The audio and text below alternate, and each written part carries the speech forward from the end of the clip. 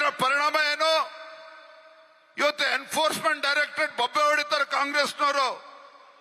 Enforcement directorate ಇವತ್ತು ಕೇಂದ್ರದಲ್ಲಿ, ಇವತ್ತು ಕೇಂದ್ರ ಸರ್ಕಾರ, ನರೇಂದ್ರ ಮೋದಿಜಿ ಸರ್ಕಾರ ಬಂದ್ಮೇಲೆ ಕಾಂಗ್ರೆಸ್ ಮೇಲೆ ಇವತ್ತು ಗುಂಡಾಗರ್ದಿ ಮಾಡ್ತಾ ಇದ್ದಾರೆ.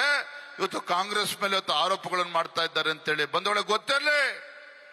ಎನ್ಫೋರ್ಸ್ಮೆಂಟ್ ಡೈರೆಕ್ಟರೇಟ್ ಇವತ್ತು ಪಾರದರ್ಶಕವಾಗಿ ತನಿಖೆ ಮಾಡಿದ ಪರಿಣಾಮವಾಗಿ ಇವತ್ತು ಯಂಗ್ ಇಂಡಿಯಾ ಟ್ರಸ್ಟ್ ನಲ್ಲಿ ಸ್ವಾತಂತ್ರ್ಯ ಹೋರಾಟಗಾರ ಪ್ರಾರಂಭ ಮಾಡಿದಂತ ಟ್ರಸ್ಟ್ ಇವತ್ತು ದೇಶದ ಯುವರಾಜ ಅಂತೇಳಿ ಭಾವಿಸಿರ್ತಕ್ಕಂಥ ರಾಹುಲ್ ಗಾಂಧಿ ಕೈಯಲ್ಲಿ ಬಂದ ಮೇಲೆ ಯಾವ ರೀತಿ ಗೋಟಾಲ ಆಗಿದೆ ಅಂತ ಹೇಳಿ ಎನ್ಫೋರ್ಸ್ಮೆಂಟ್ ಡೈರೆಕ್ಟರೇಟ್ ತನಿಖೆ ಮಾಡಿ ಇವತ್ತು ಬೇಲ್ ಮೇಲಿರ್ತಕ್ಕಂಥ ಸೋನಿಯಾ ಗಾಂಧಿ ಮತ್ತು ರಾಹುಲ್ ಗಾಂಧಿ ಅವರು ದೇಶದ ಪ್ರಧಾನಮಂತ್ರಿ ಆಗ್ತಕ್ಕಂಥ ಕನಸು ಇವತ್ತು ದೂರ ಆಗಿದೆ.